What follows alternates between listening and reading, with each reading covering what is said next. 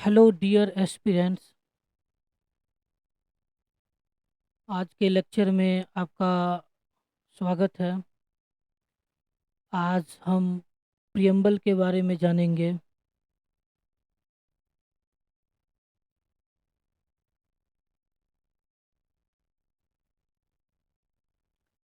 सबसे पहले हम प्रियम्बल का प्लेज लेंगे।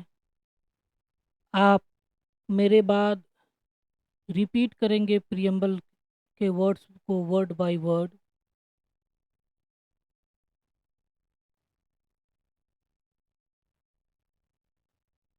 We the people of India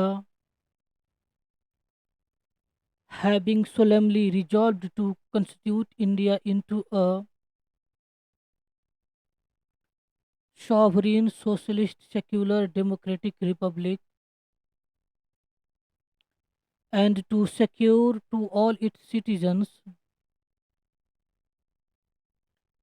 justice, social, economic, and political liberty of thought, expression, belief, faith, and worship, equality of status and of opportunity, and to promote among them all fraternity, assuring the dignity of the individual and the unity and integrity of the nation. In our Constituent Assembly, this 26th day of November 1949, do hereby adopt, enact, and give to ourselves this Constitution. ये preamble को आप अपने notebook में, जो कि spiral की notebook मैंने बोला था आपको लेने के लिए, उसमें इस प्रियम्बल को आप लिखेंगे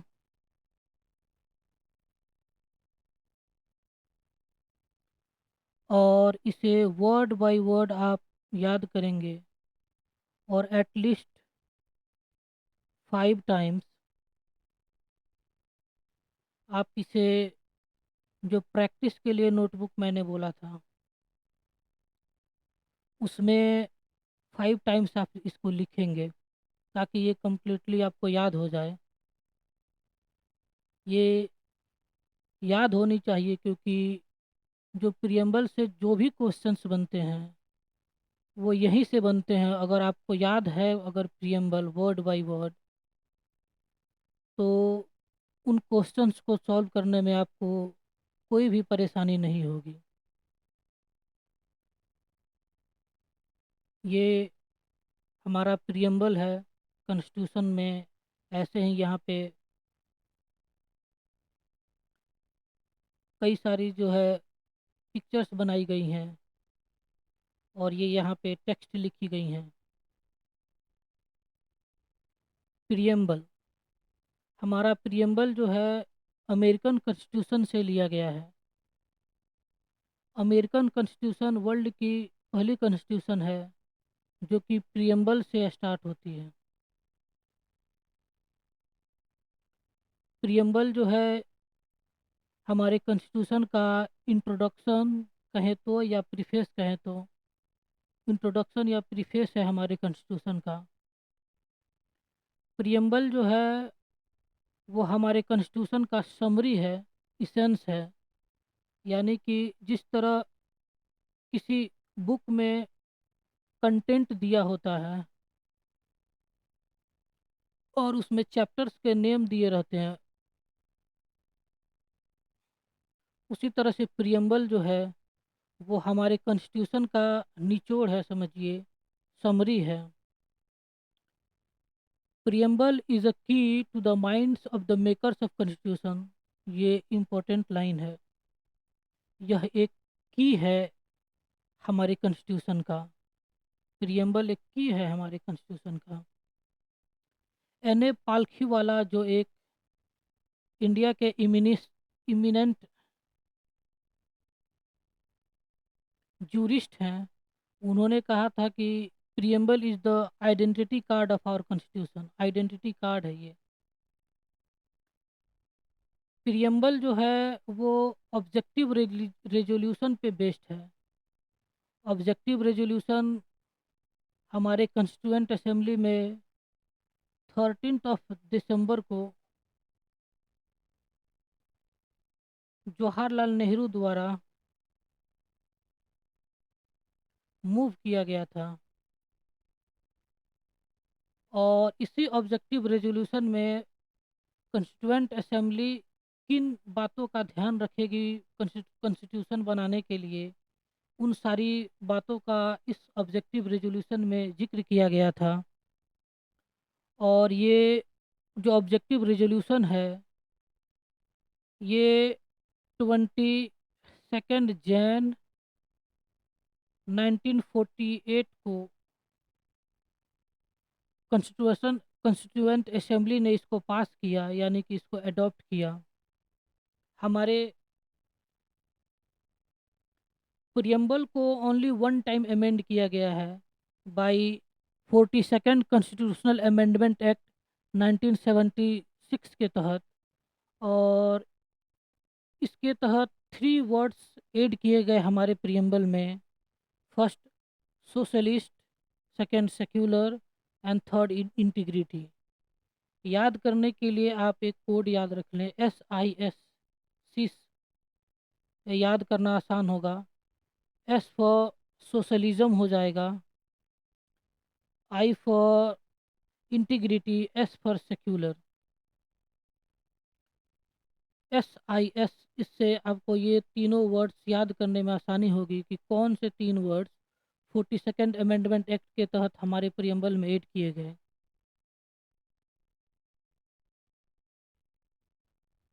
देखो, प्रियम्बल जो है वो हमारे कॉन्स्टिट्यूशन के 4 चीज़ों के बारे में बताता है।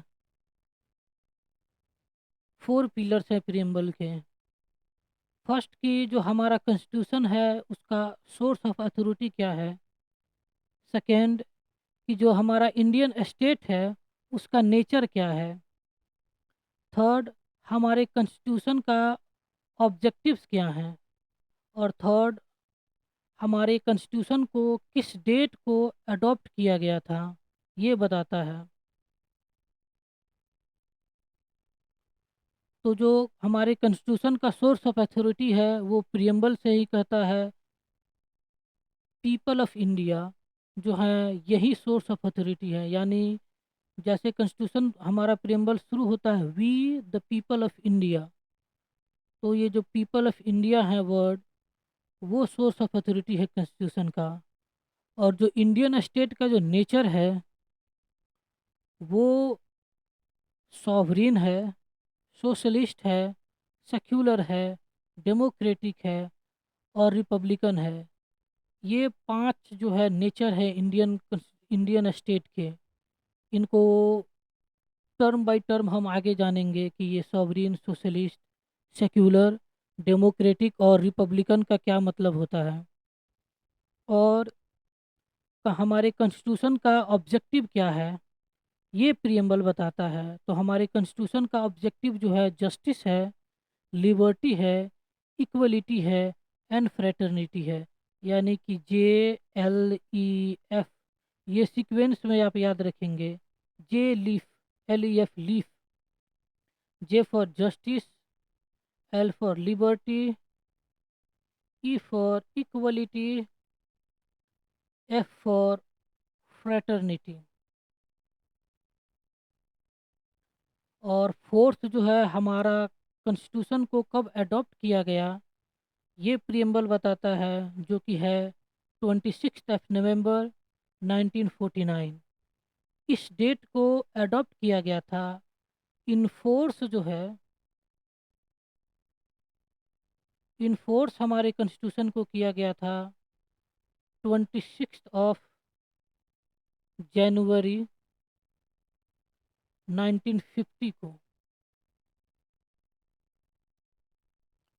हमारे प्रियम्बल्स में ये वेरियस इंपॉर्टेंट कीवर्ड्स दिए गए हैं। एक sovereign, socialist, secular, democratic, republic, justice, liberty, equality and fraternity. इन 9 जो कीवर्ड्स हैं, इम्पोर्टेंट कीवर्ड्स जो हैं, टर्म्स हैं, इनके बारे में वन बाय वन हम जानेंगे कि ये क्या है और इनकी डिफिनेशंस क्या हैं।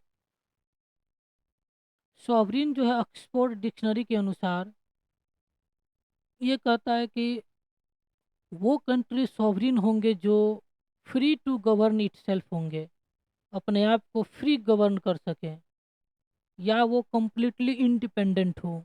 वो कंट्री, वो स्टेट सॉवरिन कहलाते हैं।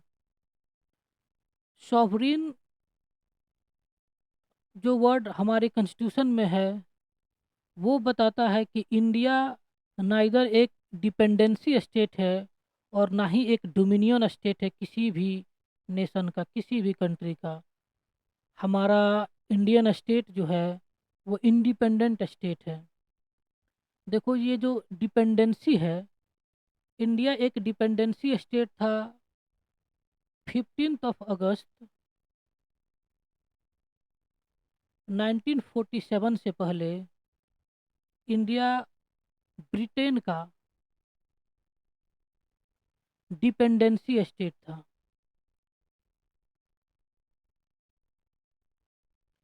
और 15 अगस्त 1947 से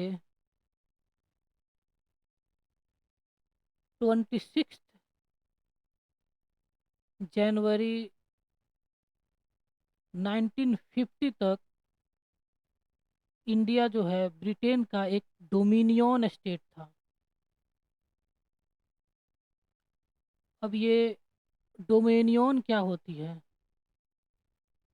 डोमिनियन जो है ये बताता है कि वो स्टेट कंप्लीटली एग्जीक्यूटिव तौर पे और लेजिस्लेटिव तौर पे ऑटोनोमी तो होगा, वो अपना एग्जीक्यूटिव एक्शन और लेजिस्लेटिव एक्शंस ले सकते हैं, लेकिन कुछ हद तक वो किसी न किसी एक स्टेट, किसी न किसी एक कंट्री के अधीन होते हैं। जैसे हमारा इंडिया जो है 1950 15 अगस्त 1947 के बाद से 26 जनवरी 1950 तक ब्रिटेन के अधीन था। यानी कि हमारा पार्लियामेंट जो है, कॉन्स्टिट्यूएंट असेंबली, जो भी बिल पास करते थे, पास होने के बाद वो गवर्नर जनरल के पास जाता था बिल। जैसे आज हमारे प्रेसिडेंट के पास जाता है पार्लियामेंट से पास होने के बाद, उस समय 26 जनवरी 1950 से पहले गवर्नर जनरल के पास जाता था। और गवर्नर जनरल ये जो है वो तो ब्रिटेन के द्वारा ही अपॉइंट किए जाते थे, और लास्ट वाले लॉर्ड माउंटबेटन थे गवर्नर जनरल, लॉर्ड माउंटबेटन। तो ये बिल गवर्नर जनरल के पास जाता था और गवर्नर जनरल का एक्सेंट मिलने के बाद वो एक्ट बनता था, जो कि 26 जनवरी 1950 के बाद अब ये बिल जो है प्रेसिडेंट के पास असेंट के लिए जाते हैं।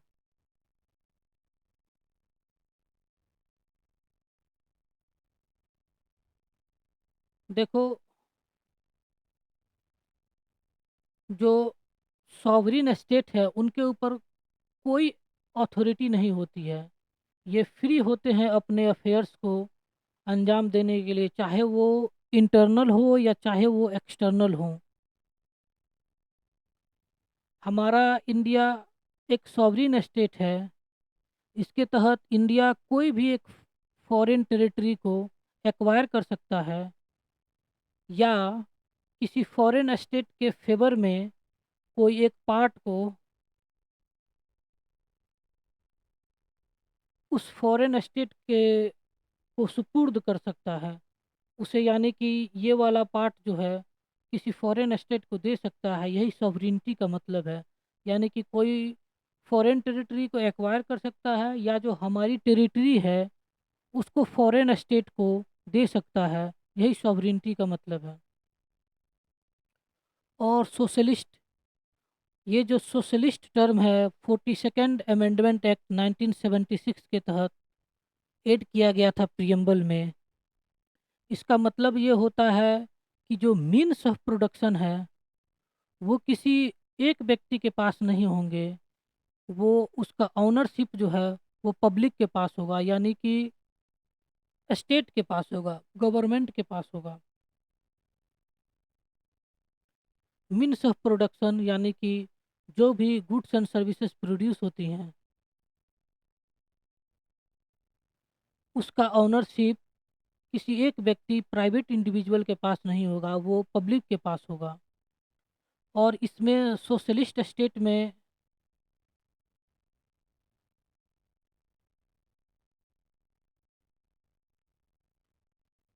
और सोशलिस्ट स्टेट में,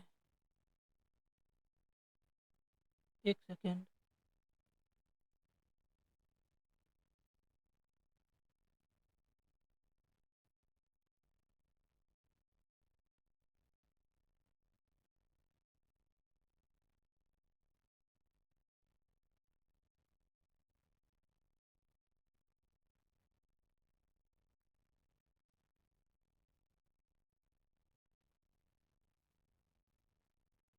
और सोशलिस्ट स्टेट में जो नेशनल वेल्थ है उसका इक्विटेबल डिस्ट्रीब्यूशन किया जाता है। इक्विटेबल डिस्ट्रीब्यूशन का मतलब ये होता है कि जो नेशनल वेल्थ है उसको इंडिविजुअल के इंडिविजुअल के एफर्ट, स्किल एंड उसके वर्क के अनुसार डिस्ट्रीब्यूट किया जाता है। यानी कि हर एक इंडिविजुअल को सेम वेल्थ नहीं डिस्ट्रीब्यूट की जाती, उसके एफर्ट, स्किल और उसके वर्क के अनुसार जो है इसका डिस्ट्रीब्यूशन किया जाता है। जो हमारे प्रियम्बल में सोशलिस्ट टर्म ऐड किया गया 1976 में, उससे पहले ही सोशलिस्टिक प्रिंसिपल्स जो थे वो हमारे कॉन्स्टिट्यूशन के directive principles of state policy हैं, जिसको डीपीएसपी कहते हैं। उन्हें इन प्रिंसिपल्स को दिया गया था, इम्प्लिसिटली दिया गया था, यानी कि ये हिडन था, क्लियरली एक्सप्रेस नहीं किया गया था। लेकिन 1976 में इस वर्ड को ऐड करके इसको क्लियर कर दिया गया।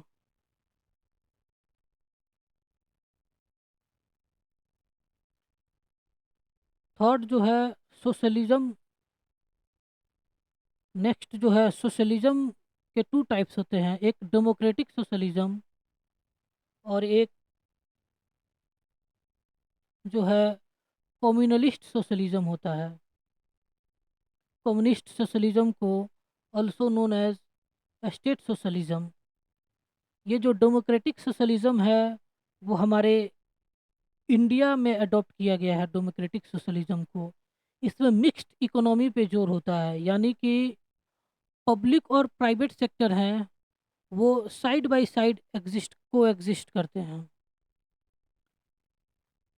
लेकिन जो कम्युनिस्ट सोशलिज्म है उसमें सारे जो मीन्स ऑफ प्रोडक्शन है उनका नेशनलाइजेशन हो जाता है, यानी कि वो स्टेट के अधीन हो जाते हैं। सारे इसको एक्वायर कर लेता है स्टेट। सारे रूल्स एंड रेगुलेशंस जो है मीन्स ऑफ प्रोडक्शंस के लिए वो स्टेट ही डिसाइड करता है। स्टेट का मतलब कंट्री होता है। और जो प्राइवेट प्रॉपर्टी है उसको एबॉलिश और डिस्ट्रीब्यूट किया जाता है। ये कम्युनलिस्ट सोशलिज्म में, इसमें बिल्कुल ही प्राइवेट सेक्टर का बिल्कुल ही कोई रोल नहीं होता। सारे के सारे जो हैं वो स्टेट के अधीन होते हैं। जैसे कि रसिया में, चाइना में और नॉर्थ कोरिया में जो सोशलिज्म है वो कम्युनलिस्टिक फॉर्म ऑफ सोशलिज्म है। और हमारा जो इंडिया का सोशलिज्म है वो मार्क्सिस्ट और गांधीइज्म का जो है एक मिश्रण है। और ये जो सोशलिज्म है वो गांधीइज्म की तरफ ज़्यादा झुका हुआ है हमारा सोशलिज्म। और जो ये कम्युनिस्ट सोशलिज्म है वो मार्क्सिज्म की तरफ ये ज़्यादा झुका हुआ होता है। थर्ड जो कीवर्ड है हमारे प्रियम्बल में वो सेक्युलर है। इसे भी जो है 42nd कॉन्स्टिट्यूशनल अमेंडमेंट एक्ट के तहत 1946 में ऐड किया गया। सेक्युलर स्टेट वो स्टेट्स होते हैं जिनमें इक्वल स्टेटस और इक्वल सपोर्ट किया जाता है ऑल रिलीजन को, चाहे वो माइनॉरिटी में हो या मेजोरिटी में रिलीजन हो, उनको इक्वल स्टेटस और सपोर्ट प्रदान की जाती है स्टेट की तरफ से। वो स्टेट सेक्युलर है, यानी किसी एक रिलीजन का, एक धर्म का बोलबाला नहीं होता है। स्टेट किसी एक रिलीजन को प्रमोट नहीं करता, सारे रिलीजन को एक ही दृष्टि से देखता है।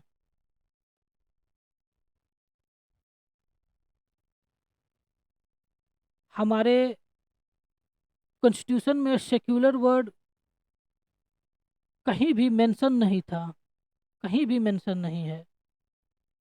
अब जो है सेक्युलर वर्ड प्रियम्बल में मेंशन है, जिसको हम जानेंगे कि क्या प्रियम्बल कॉन्स्टिट्यूशन का पार्ट है कि नहीं, नेक्स्ट स्लाइड्स में जानेंगे।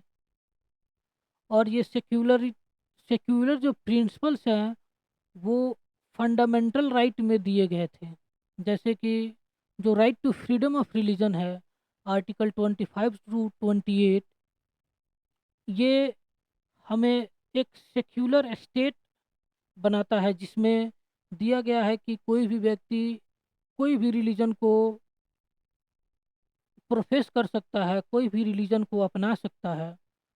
और दूसरा जो है वो आर्टिकल 29 और 30 में कल्चरल और एजुकेशनल राइट्स जो हैं उनमें जो है सेक्युलरिज्म की बात की गई है। ये हम लोग फंडामेंटल राइट्स में बहुत ही डिटेल से पढ़ेंगे। Right to freedom of religion, cultural and educational rights. जो पीबी गजेंद्र गडकर थे, फॉर्मर सीजीआई, उन्होंने कहा था कि जो सेक्युलर स्टेट होंगे वो किसी एक पार्टिकुलर रिलीजन के प्रति लॉयल्टी शो नहीं करते हैं, यानी किसी एक पर्टिकुलर रिलीजन को प्रमोट नहीं करते हैं, प्रोटेक्ट नहीं करते हैं। इसका मतलब ये नहीं हुआ कि वो जो सेक्युलर स्टेट है वो इररिलीजियस है या एंटी रिलीजियस है। वो सेक्युलर स्टेट जो है इक्वल फ्रीडम देता है ऑल रिलीजन्स को। और ये एचआर गोखले जो लॉ मिनिस्टर थे इमरजेंसी के समय, वो ये बातें बताते हैं कि freedom, liberty of faith, worship, ये सारी जो है एक सेक्युलर स्टेट में दी जाती हैं। स्टेट को रिलीजन से कोई खास लेना देना नहीं होता। और स्टेट जो है सारे रिलीजन को इक्वली ट्रीट करती है, ट्रीट एवरी रिलीजन इक्वली। और उस स्टेट का कोई एक फंडामेंटल रिलीजन नहीं होता है। जैसे कि पाकिस्तान, टर्की, बांग्लादेश, ये तीन कंट्री जो हैं वो सेक्युलर स्टेट नहीं है। क्यों? क्योंकि ये तीनों कंट्री जो हैं एक रिलीजन को प्रोटेक्ट और प्रमोट करते हैं, जो कि इस्लामिज़्म है। इसको प्रोटेक्ट और प्रमोट करते हैं। फोर्थ कीवर्ड है प्रियम्बल में डेमोक्रेटिक। डेमोज का जो मतलब है वो पीपल होता है। क्रेटिक का मतलब रूल्स होता है, यानी कि rule of the people. Democratic का मतलब रूल ऑफ द पीपल, लोगों के द्वारा बनाया गया रूल।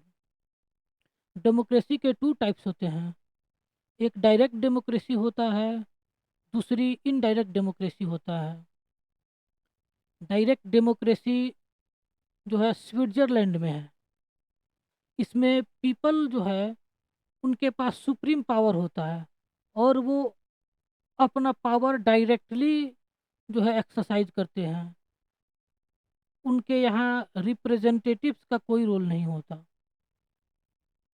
जैसे कि हमारे यहाँ है, लोग डायरेक्ट जो है अपना पावर यूज नहीं करते। रूल ऑफ द पीपल तो है हमारे डेमोक्रेसी में, जो कि हमारा हमारे इंडिया में इनडायरेक्ट डेमोक्रेसी है। यहाँ पे पीपल जो हैं अपने रिप्रेजेंटेटिव को इलेक्ट करते हैं, और ये रिप्रेजेंटेटिव यही लॉ और एडमिनिस्ट्रेशन चलाते हैं। जो डायरेक्ट डेमोक्रेसी है उसके चार डिवाइसेस हैं, यानी कि ये चार चीज़ अगर किसी कंट्री में हो, किसी डेमोक्रेसी में हो, तो उनको डायरेक्ट डेमोक्रेसी कहा जाता है। रिफरेंडम, इनिशिएटिव, रिकॉल और प्लीबिसाइड। इसको प्लीबिसाइड पढ़ते हैं। रिफरेंडम का क्या मतलब होता है? एक जो लेजिस्लेशन है, यानी कि लॉ, बिल जो है वो डायरेक्ट वोटिंग के लिए इलेक्टोरेट के सामने प्रस्तुत किया जाता है। अगर वोटर्स उसको पास कर देते हैं तो वो एक्ट बन जाता है, अगर पास नहीं करते तो वो एक्ट नहीं बनता है। उस इसी का मतलब रिफरेंडम होता है। यानी कि कोई भी मैटर है उसको डायरेक्ट वोटिंग के लिए पेश किया जाता है जनता के बीच, उसे रिफरेंडम कहते हैं। इनिशिएटिव में क्या होता है कि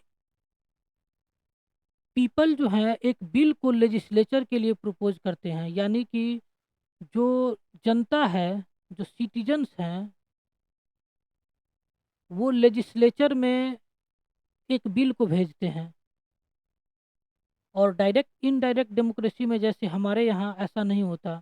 हमारे यहाँ जो भी बिल पेश होंगी वो या तो मिनिस्टर उसको पार्लियामेंट में पेश करेंगे या प्राइवेट मेंबर।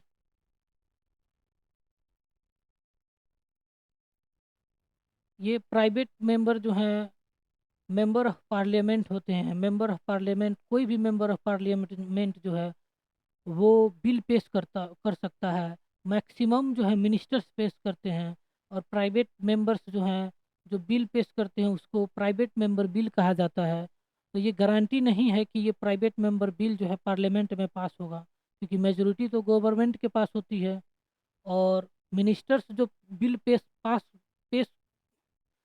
मिनिस्टर जो बिल पेश करते हैं पार्लियामेंट में, उनकी चांसेस ज़्यादा होती है कि वो पास हो जाएं, क्योंकि मेजोरिटी ऑफ द गवर्नमेंट जो है इन्हीं पार्टियों की होती है जो मिनिस्ट्री फॉर्म की हुई है।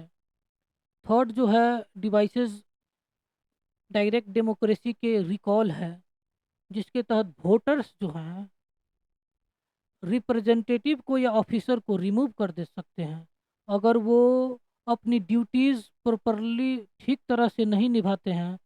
तो उनको वोटर्स जो है रिमूव कर देते हैं उनके पोस्ट से, मिनिस्ट्री से या उस ऑफिसर के पोस्ट से। रिकॉल का मतलब ये होता है, यानी कि 5 इयर्स के लिए जो मिनिस्टर नियुक्त हुए हैं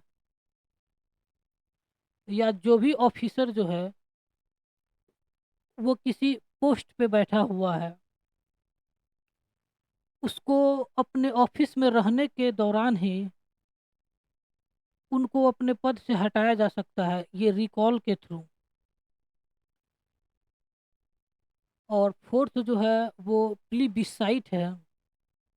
इसके थ्रू टेरिटोरियल डिस्प्यूट जो है उसको सेटल किया जाता है पीपल के ओपिनियन के अनुसार। यानी कि कोई एक टेरिटरी है, ये टेरिटरी किसी कंट्री में मिलना चाहती है या इंडिपेंडेंट रहना चाहती है, इसका डिसीजन जो है वो पीपल जो है अपने वोट के अनुसार देते हैं। और इस जो टेरिटोरियल डिस्प्यूट है इसको सेटल किया जाता है। एग्जाम्पल के तौर पे जो जूनागढ़ का स्टेट था, ये यहाँ पे, ये गुजरात का रीजन है। ये यहाँ पे जूनागढ़ स्टेट था, ये प्रिंसली स्टेट था। ये आज़ादी के बाद भारत और पाकिस्तान के डिवीज़न के बाद ये जूनागढ़ स्टेट, प्रिंसली स्टेट जो है, इंडिपेंडेंट रहा। और यहाँ पे जो रूलर थे वो मुस्लिम रूलर थे। और यहाँ की जो मेजोरिटी ऑफ द पीपल थे, मेजोरिटी जनता की जो मेजोरिटी थी, वो हिंदूज थे। और यहाँ के जो मुस्लिम रूलर मुहाबत खान थे, वो पाकिस्तान में जाने का निर्णय कर लिए पार्टीशन के बाद।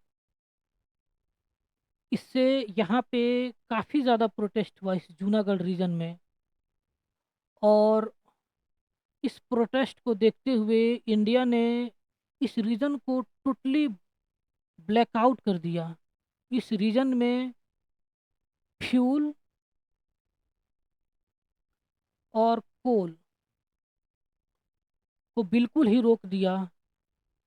और यहाँ पे इंडियन गवर्नमेंट ने प्लीबिसाइड कराई, यानी कि जनता का पॉपुलर वोट जानना चाहा कि वो कहाँ जाना चाहते हैं, क्या वो पाकिस्तान के साथ जाना चाहते हैं या वो इंडिया में मिलना चाहते हैं। तो 20 फेब 1948 को यहाँ पे इंडिया के द्वारा प्लीबिसाइड कराई गई। और यहाँ के लोगों ने, मेजोरिटी ऑफ द लोग, पीपल जो थे, वो इंडिया में आने का निर्णय दिया। और ये 26 फेब 1948 को जूनागढ़ जो प्रिंसली स्टेट था उसको इंडिया में मिला लिया गया। तो प्लेबिसाइड का यही मतलब होता है कि लोग जो हैं उस टेरिटरी के वोट करते हैं, क्या कि वो इंडिपेंडेंट रहेंगे, या वो किसी कंट्री में मिलना चाहेंगे, या वो किसी, ये जो स्पेसिफिक रीजन है उसका क्या स्टेटस होगा, वो लोग डायरेक्ट वोट के दौरान, डायरेक्ट वोटिंग के अनुसार डिसाइड करते हैं। जो इनडायरेक्ट डेमोक्रेसी है, यानी कि जो रिप्रेजेंटेटिव डेमोक्रेसी है, जिसमें रिप्रेजेंटेटिव जो हैं लोगों के द्वारा इलेक्ट होते हैं और वहीं लॉ एंड एडमिनिस्ट्रेशन को देखते हैं, उसको इनडायरेक्ट डेमोक्रेसी कहते हैं। यहाँ पर representative elected by people exercise supreme power and thus carry government and make the laws. यही मतलब है जो मैंने बताया। इनडायरेक्ट डेमोक्रेसी के टू टाइप्स होते हैं, एक पार्लियामेंट्री इनडायरेक्ट डेमोक्रेसी, एक प्रेसिडेंशियल इनडायरेक्ट डेमोक्रेसी। तो जो ये पार्लियामेंट्री इनडायरेक्ट डेमोक्रेसी है वो इंडिया में है। और presidential form of indirect democracy वो यूएसए में है। Indian constitution provides representative parliamentary democracy, जिसमें जो एग्जीक्यूटिव हैं वो लेजिस्लेचर के प्रति रिस्पॉन्सिबल होते हैं अपने अपनी सारी पॉलिसीज और एक्शन के लिए। यानी कि इन जो एग्जीक्यूटिव्स हैं इनके एक्शन को गलत या सही लेजिस्लेचर में ठहराया जा सकता है। अगर उनका एक्शन और पॉलिसीज गलत हुई तो उनको no confidence vote, no confidence vote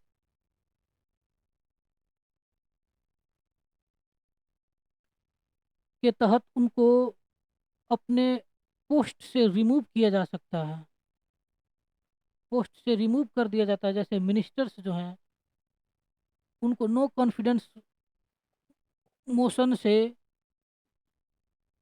अपने पद से को त्यागना पड़ता है। जो डेमोक्रेटिक कैरेक्टर्स जो हैं वो कौन कौन से हैं? यूनिवर्सल एडल्ट फ्रेंचाइज, ये डेमोक्रेटिक कैरेक्टर हैं। अगर ये चीज़ें हों, universal adult franchise, periodic election, rule of law, independence of democracy, absence of discrimination on ground of place of birth, race, caste, sex और रिलीजन, ये अगर पांचों चीज़ें किसी कंट्री में हो तो उन कंट्री को डेमोक्रेटिक कंट्री कहा जाता है। ये यूनिवर्सल एडल्ट फ्रेंचाइज का क्या मतलब होता है? यानी कि वैसे एडल्ट जो 18 ईयर्स के एबव हों, 18 ईयर्स के हों या 18 ईयर्स के एबव हों, उन्हें वोट का राइट है। सारे 18 ईयर्स के एबव के लोग, उन्हें वोटिंग का राइट है। यही यूनिवर्सल एडल्ट फ्रेंचाइज का मतलब होता है। फ्रेंचाइज का मतलब राइट टू वोट होता है। पीरियोडिक इलेक्शन, यानी कि इलेक्शन परमानेंटली नहीं किया जाता, किसी एक रिप्रेजेंटेटिव को परमानेंट तौर पे नहीं इलेक्ट किया जाता। इनको किसी खास टर्म के लिए इलेक्ट किया जाता है, जैसे कि इंडिया में 5 ईयर्स के लिए और यूएसए में 4 ईयर्स के लिए इलेक्ट किए जाते हैं। जैसे कि लोकसभा के जो मेंबर्स हैं या राज्यसभा के मेंबर्स 5 ईयर्स के लिए, विधानसभा के मेंबर या म्यूनसिपैलिटीज़ या पंचायत के मेंबर को 5 ईयर्स के लिए इलेक्ट किया जाता है। रूल ऑफ लॉ, यानी कि लॉ का जो है वो रूल चलेगा, न कि किसी एक व्यक्ति का, न कि किसी एक इंडिविजुअल का। यानी कि कोई एक इंडिविजुअल जैसा चाहे, यानी कि प्राइम मिनिस्टर हो या प्रेसिडेंट हो, वो मनमाने ढंग से जो है कंट्री को नहीं चला सकते हैं। इनमें रूल ऑफ लॉ होता है। लॉ के अनुसार एडमिनिस्ट्रेशन, लेजिस्लेशन और गवर्नमेंट चलती है। कोई एक इंडिविजुअल जो चाहता है वो नहीं कर सकता। और इंडिपेंडेंस ऑफ जुडिशियरी, जुडिशियरी जो है वो इंडिपेंडेंट होती है, यानी कि उस पे न ही एग्जीक्यूटिव का और ना ही लेजिस्लेटिव का इन्फ्लुएंस होता है। जो थ्री ऑर्गन्स ऑफ गवर्नमेंट हैं, जैसे कि जुडिशियरी, एग्जीक्यूटिव, थर्ड लेजिस्लेटिव।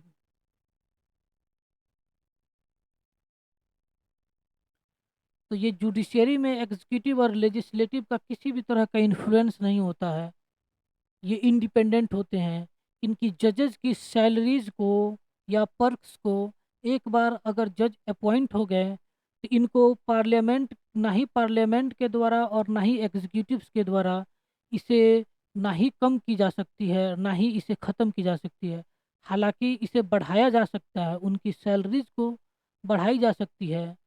उनकी सैलरीज को एक बार अपॉइंट हो जाने के बाद कम नहीं किए जा सकती।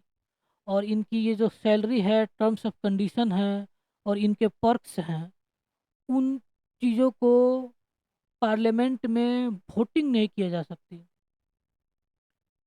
नॉन वोटेबल होता है।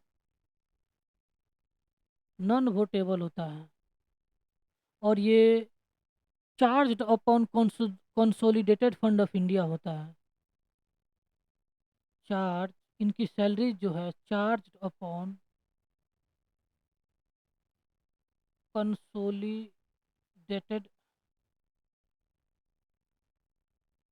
Fund of India.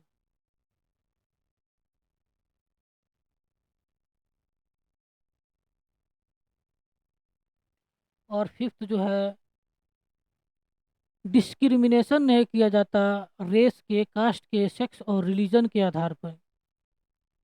फिफ्थ जो टर्म प्रियम्बल में है वो रिपब्लिक है। एक सेकेंड।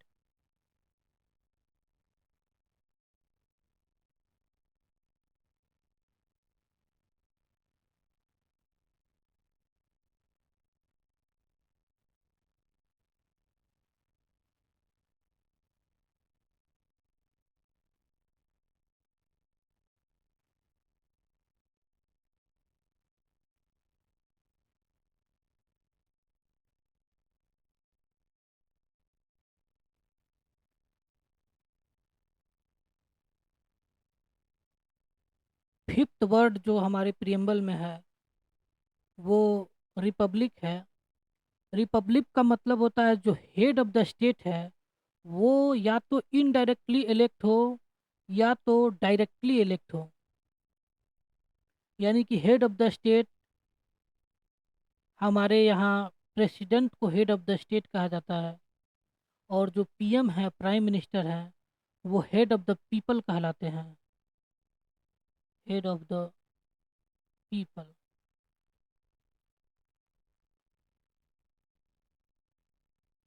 इंडिया के जो हेड ऑफ द स्टेट हैं वो इनडायरेक्टली इलेक्ट होते हैं, जो कि प्रेसिडेंट, जिसको प्रेसिडेंट कहा जाता है। और रिपब्लिक के बिल्कुल ही अपोजिट मोनार्की होता है, जिसमें हेड ऑफ द स्टेट जो है एक हेरिडेटरी पोजीशन होता है। यानी कि वंशानुगत एक ही फैमिली के व्यक्ति को हेड ऑफ द स्टेट बनाया जाता है। जैसे कि ब्रिटेन में वहाँ के हेड ऑफ द स्टेट जो है, वहाँ के क्राउन जो है, वो एक ही फैमिली के आते हैं। जैसे कि अभी चार्ल्स थर्ड हैं, इलिजाबेथ सेकेंड के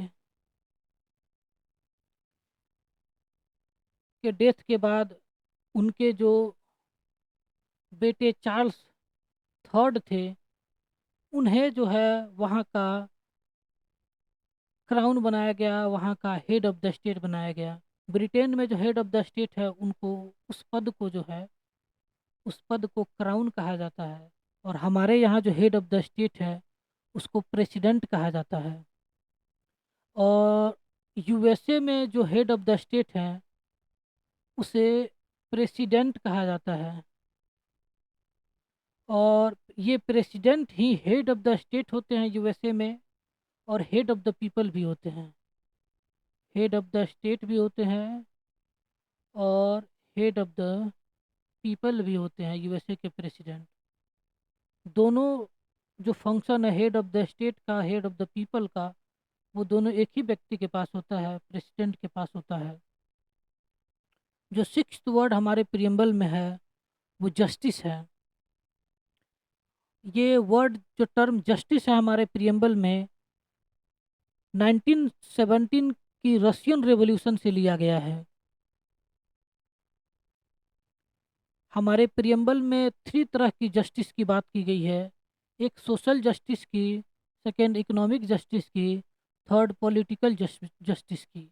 और इसका प्रोविज़न जो है फंडामेंटल राइट में और डायरेक्टिव प्रिंसिपल्स में किया गया है कि किस तरह के इन तीनों जस्टिस को दी जाएंगी। सोशल जस्टिस का क्या मतलब होता है? सोशल जस्टिस का मतलब होता है equal treatment of all citizen. उनको डिस्क्रिमिनेट नहीं किया जा सकता कास्ट के आधार पे, कलर के आधार पे, रेस के आधार पे, रिलीजन के आधार पे, या उनके सेक्स के आधार पे। उनको डिफरेंशिएट नहीं किया जा सकता, उनके साथ डिस्क्रिमिनेशन नहीं किया जा सकता। इक्वल ट्रीटमेंट की दी जाती है सोशल जस्टिस के अंतर्गत।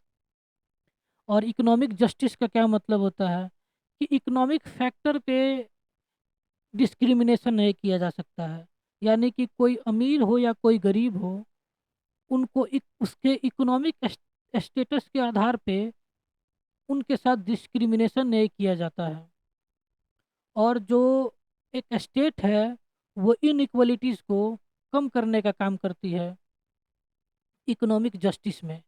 इकोनॉमिक जस्टिस तभी जो है उसको, इकोनॉमिक जस्टिस को तभी माना जाएगा जब इनइक्वलिटीज़ को कम की जाती हैं किसी स्टेट के द्वारा।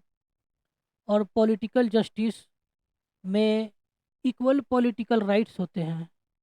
यानी कि इक्वल पॉलिटिकल राइट्स के मतलब हर व्यक्ति इलेक्शन को कंटेस्ट कर सकता है, किसी भी पॉलिटिकल ऑफिस को एक्वायर कर सकता है। पॉलिटिकल ऑफिस मतलब जैसे मिनिस्टर्स हो गए, या चीफ मिनिस्टर्स हो गए, प्राइम मिनिस्टर्स हो गए। ये सारी जो पोस्ट्स हैं, वो इक्वली कोई भी व्यक्ति इनमें कंटेस्ट करके इन पोस्ट पे जा सकता है। और equal access to political officers, यही हुआ इक्वल पॉलिटिकल ऑफिसर्स का। और इक्वल वॉइस इन गवर्नमेंट, और सारे लोगों का जो गवर्नमेंट में जो है इक्वल वॉइस होता है पॉलिटिकल जस्टिस के अंतर्गत। सेवन्थ जो टर्म है प्रियम्बल में वो लिबर्टी है। और ये जो लिबर्टी है वो फ्रेंच रिवॉल्यूशन 1789 से ली गई थी। थ्री टर्म लिए गए थे फ्रेंच रिवॉल्यूशन से। LEF आप याद रखेंगे, ये तीनों फ्रेंच रिवॉल्यूशन से लिए गए थे। L for liberty, E for equality, F for fraternity.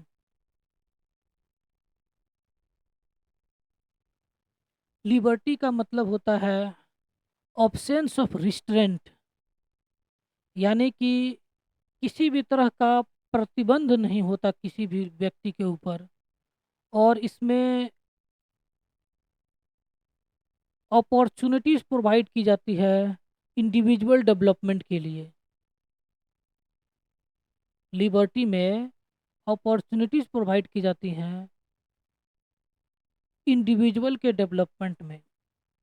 और हमारे प्रियम्बल में 5 तरह की लिबर्टी की बात की गई है। लिबर्टी जो है हमारे प्रियम्बल में 5 तरह की दी गई हैं, ये याद रखिएगा। लिबर्टी 5 तरह की दी गई हैं हमारे प्रियम्बल में। फर्स्ट, लिबर्टी ऑफ थॉट है, एक्सप्रेशन है, बिलीफ है, फेथ है एंड वर्शिप है। और ये सारे जो हैं इन्फोर्सेबल है फंडामेंटल राइट्स के अंतर्गत। यानी कि आप वर्शिप कर सकते हैं आप अपने रिलीजन के अनुसार, आप कोई भी फेथ रख सकते हैं। Belief, expression, thought. लिबर्टी का ये मतलब नहीं हुआ कि कोई व्यक्ति जो चाहे वो कर सकता है, जो चाहे वो एंजॉय कर सकता है। इसके लिमिटेशंस होते हैं। लिबर्टी एक तरह की फ्रीडम है। लिबर्टी एक तरह की फ्रीडम है लिमिटेशंस के साथ। लिबर्टी फ्रीडम है लिमिटेशंस के साथ।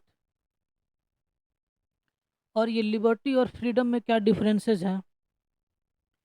लिबर्टी में ऑप्रेसिव रेस्ट्रिक्शन नहीं होता है, यानी कि जो अथॉरिटी है, जो गवर्नमेंट है, वो रेस्ट्रिक्शंस नहीं लगाती कि आपके लाइफ में, आपके थॉट में, आपके बिहेवियर में किसी भी तरह का स्टेट का कंट्रोल नहीं होता, अथॉरिटी का कंट्रोल नहीं होता। जिसमें फ्रीडम है, जहाँ पर फ्रीडम है वो कंप्लीटली राइट टू एक्ट है, स्पीक है, थिंक है। जैसा कि वो चाहता है उसके अनुसार वो एक्ट कर सकता है, वो बोल सकता है, वो सोच सकता है। लिबर्टी जो है freedom without depriving anyone else freedom. यानी कि लिबर्टी का मतलब कि फ्रीडम तो एंजॉय करना है, लेकिन जो दूसरे के राइट्स हैं, दूसरे के जो फ्रीडम के राइट्स हैं, उनको वायलेट न करके। और यहाँ पे फ्रीडम जो है वो कम्प्लीटली है, फ्री है वो। इसमें किसी भी तरह का रेस्ट्रिक्शंस नहीं होता इस फ्रीडम में। एट्थ टर्म जो है वो इक्वलिटी है। इक्वलिटी का मतलब किसी भी तरह का स्पेशल प्रिविलेजेस नहीं दी जाती किसी भी सेक्शन के लोगों को। यानी कि सारे इक्वली ट्रीट होते हैं। सारे सोसाइटी के सारे लोग इक्वली ट्रीट होते हैं। किसी भी खास व्यक्ति को स्पेशल ट्रीटमेंट, स्पेशल प्रिविलेज नहीं दी जाती। और सभी को एडिक्वेट अपॉर्चुनिटीज होती है।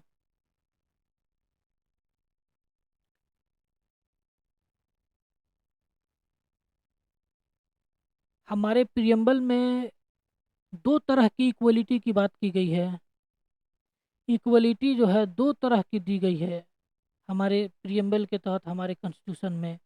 एक इक्वलिटी ऑफ स्टेटस है, सेकेंड इक्वलिटी ऑफ अपॉर्चुनिटी है। यानी कि सारे लोगों को एक ही स्टेटस है और उनको इक्वल अपॉर्चुनिटी है।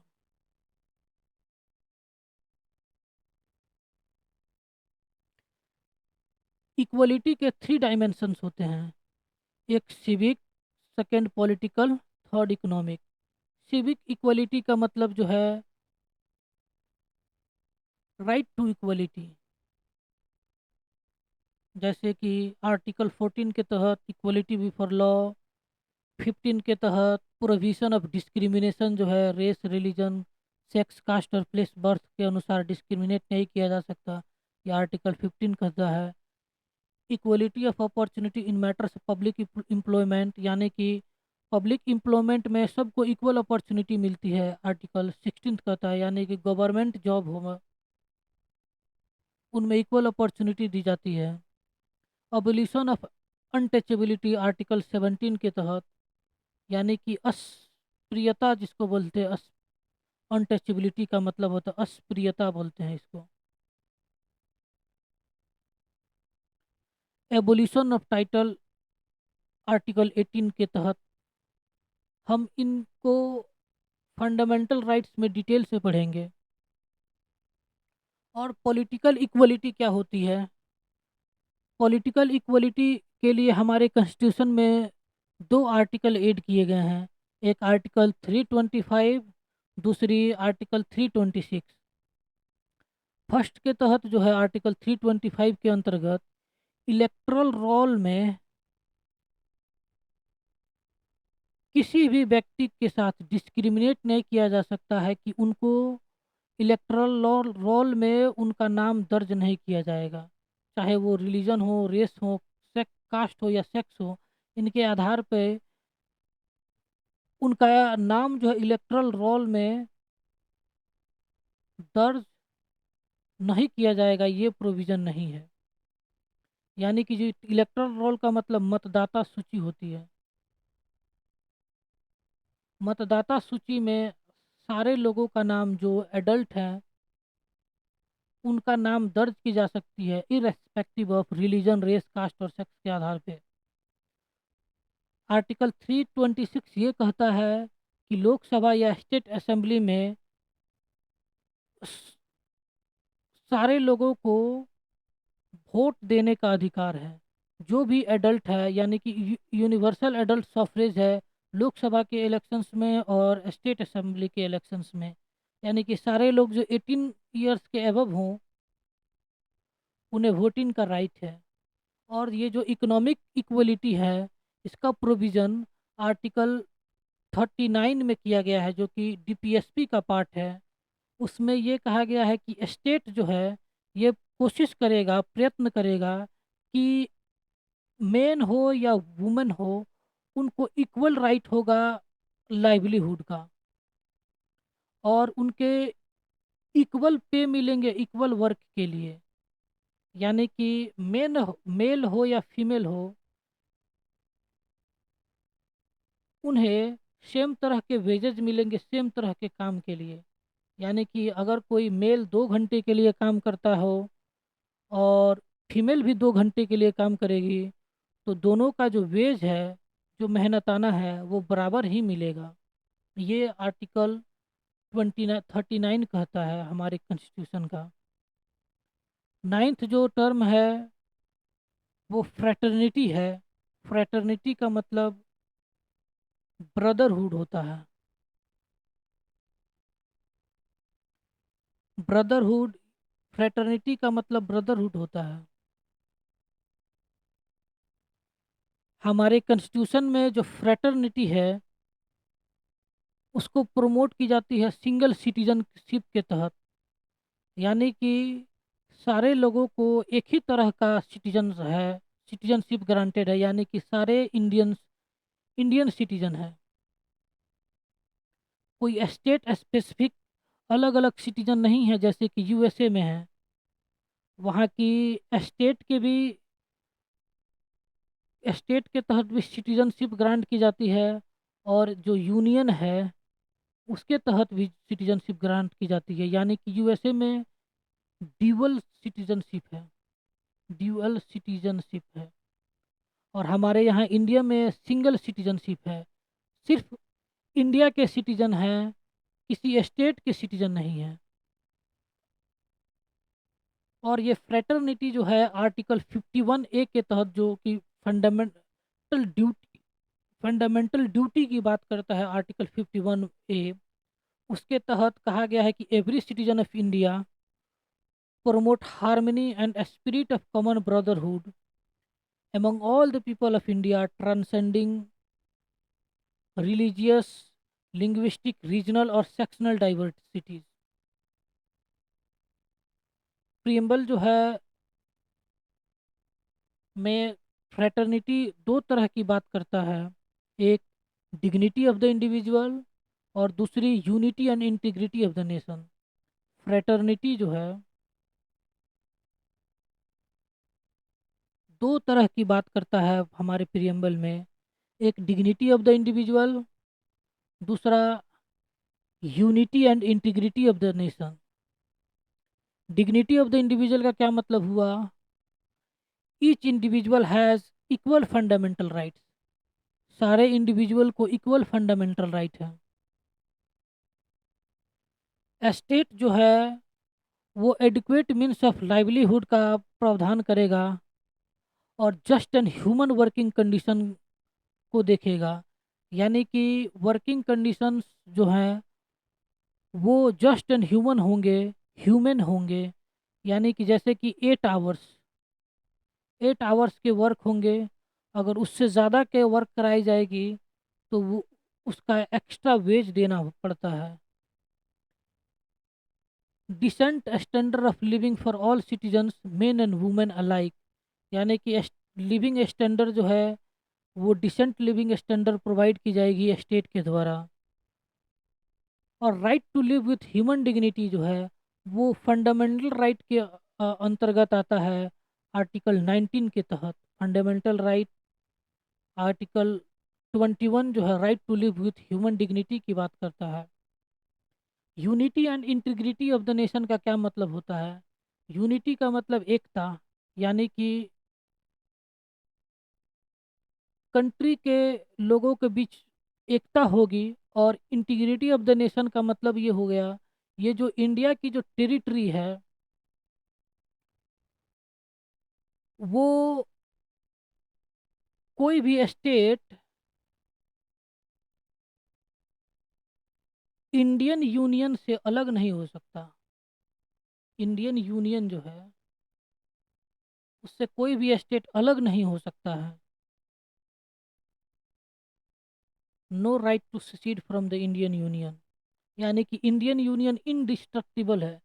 यानी कि जैसे कि जम्मू एंड कश्मीर है वो इंडिया का इंटीग्रल पार्ट है, उसे इंडिया से किसी भी तरह से अलग नहीं किया जा सकता। ये इंटीग्रिटी ऑफ द नेशन का मतलब हुआ। और हमारे प्रियम्बल का क्या सिग्निफिकेंस है? हमारा प्रियम्बल जो है हमारे कॉन्स्टिट्यूशन का फिलॉसफी है, फंडामेंटल वैल्यूज़ को प्रमोट करता है, पॉलिटिकल, मोरल और रिलीजियस वैल्यूज़ को प्रोवाइड करता है। प्रियम्बल जो है जो नोबल विजन कॉन्स्टिट्यूएंट असेंबली के द्वारा देखा गया था उसको रिफ्लेक्ट करता है। और ये जो फाउंडिंग फादर्स थे हमारे, यानी कि कॉन्स्टिट्यूएंट असेंबली में जितने भी मेंबर्स थे उनका ड्रीम्स और एस्पिरेशंस को शो करता है प्रियम्बल। प्रियम्बल के बारे में वेरियस पर्सनालिटीज ने क्या कहा था? सर अलादी कृष्णा स्वामी अय्यर, ये कॉन्स्टिट्यूएंट असेंबली के मेंबर थे। उन्होंने कहा था preamble expresses what we had thought और ड्रीम्ड सो लॉन्ग। यानी कि इंडिया के लोगों ने सैकड़ों सालों में क्या सोचा था और क्या सपना देखते थे, ये चीज़ प्रियम्बल में एक्सप्रेस की गई है।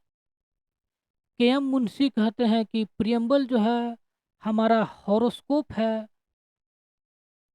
सॉवरिन डेमोक्रेटिक रिपब्लिक की। हमारी जो सॉवरिन डेमोक्रेटिक रिपब्लिक है इसका हॉरोस्कोप है। हॉरोस्कोप का मतलब होता है भविष्यवाणी। यानी कि भविष्यवाणी करता है हमारा प्रियम्बल कि हमारा कंट्री जो है किस तरह की कंट्री है। हमारी कंट्री सॉवरिन है, डेमोक्रेटिक है और रिपब्लिक है। पंडित दास भरगवा जो थे वो कहते हैं कि प्रियम्बल जो है must precious part of our constitution है। प्रियम्बल जो है सोल ऑफ द कॉन्स्टिट्यूशन है, preamble is a key to the constitution है। ये एक जेवल सेट है हमारे कॉन्स्टिट्यूशन में। और प्रियम्बल जो है एक यार्डस्टिक है, पैमाना है, जिसके तहत हम कॉन्स्टिट्यूशन का क्या वर्थ है, क्या वैल्यू है, उसको मेजर कर सकते हैं। और जस्टिस एम हिदायतुल्लाह जो फॉर्मर सीजीआई थे, ये सीजीआई थे, फॉर्मर सीजीआई थे, उन्होंने कहा कि हमारा कॉन्स्टिट्यूशन, ये प्रियम्बल जो है कॉन्स्टिट्यूशन का सोल है। ये एक रिजॉल्व है जिसके तहत, जिसको सिर्फ एक रिवोल्यूशन के तहत ही चेंज किया जा सकता है। प्रियम्बल क्या पार्ट है कॉन्स्टिट्यूशन का? जी हाँ, प्रियम्बल जो है कॉन्स्टिट्यूशन का पार्ट है। ये सुप्रीम कोर्ट ने केशवानंद भारती केस 1973 में कहा था कि preamble is a part of the constitution. उससे पहले सुप्रीम कोर्ट ने 1960 के बेरूबरी यूनियन केस में प्रियम्बल को पार्ट नहीं माना था।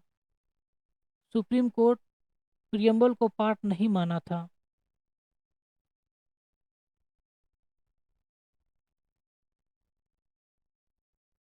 प्रियम्बल की दो चीज़ें के बारे में ध्यान रखा जा सकता है।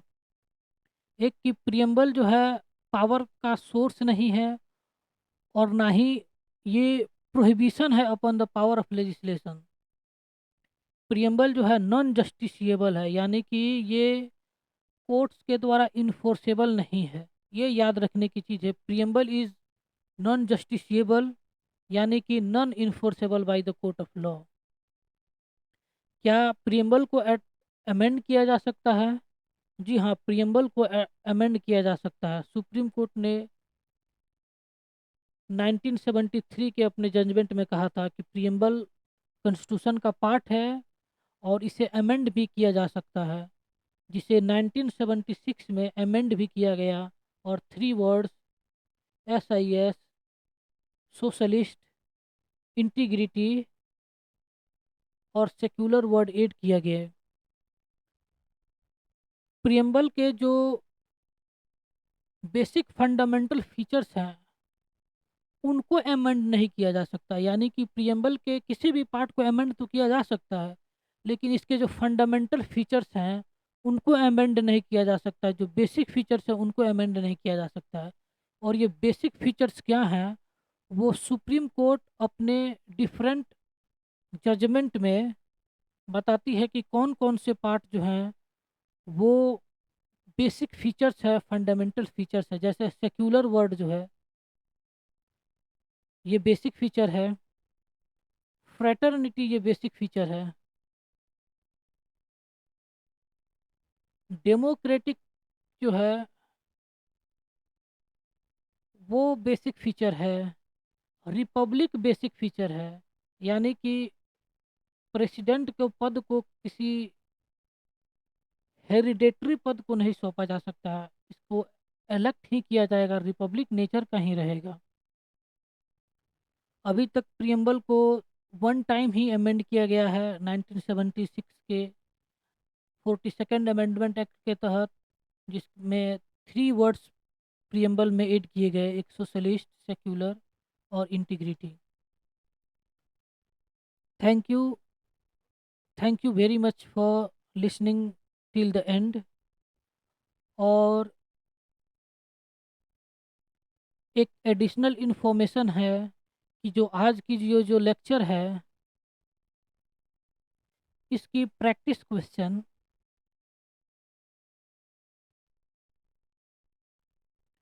MCQ के फॉर्म में टेलीग्राम के चैनल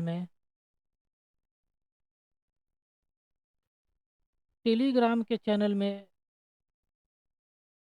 दिया जाता है। आप यहाँ से जा कर के क्वेश्चन को प्रैक्टिस कर सकते हैं। और ये टेलीग्राम चैनल का लिंक मैंने इस वीडियो के डिस्क्रिप्शन में दे रखा है,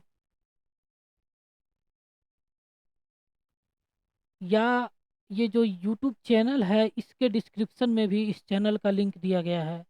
वहाँ पे आप लिंक पे जाएंगे तो वो आपको पेमेंट पेज पे लेकर के जाएगा। ये जो चैनल जो है ये पेड है, ये फ्री नहीं है। आप पेमेंट करने के बाद ही यहाँ पे जो भी क्वेश्चंस मिलते हैं, वीडियोस मिलते हैं और क्लास नोट्स मिलते हैं, उसको आप देख सकते हैं पेमेंट करने के बाद ही। आप जब लिंक को क्लिक करेंगे तो आपको पेमेंट पेज पे जाएंगे। एक सेकेंड में दिखाता हूँ आपको।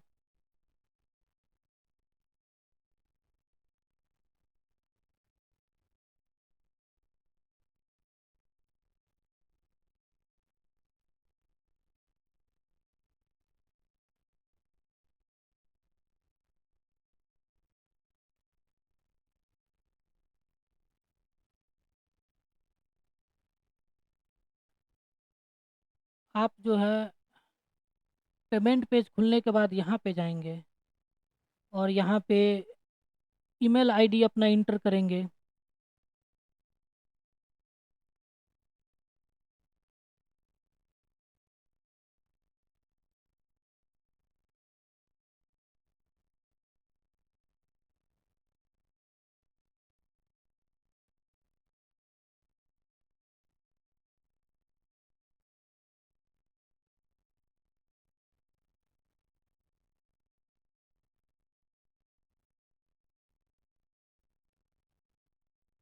यहाँ पे आप अपना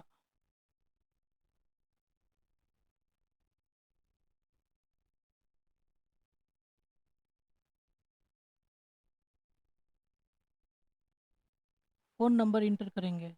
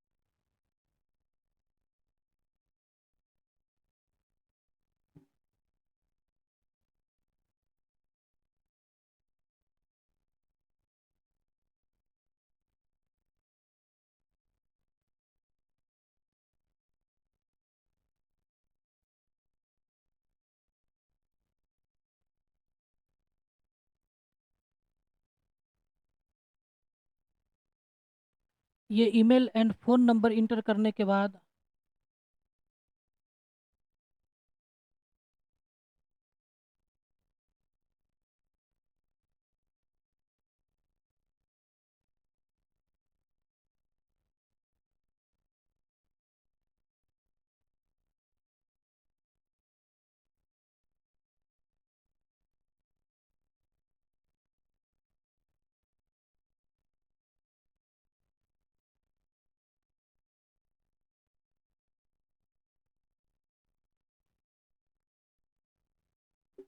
आप वहाँ पे जा कर के पेमेंट करेंगे और 5 to 10 सेकेंड्स जो है इंटर वेट करेंगे।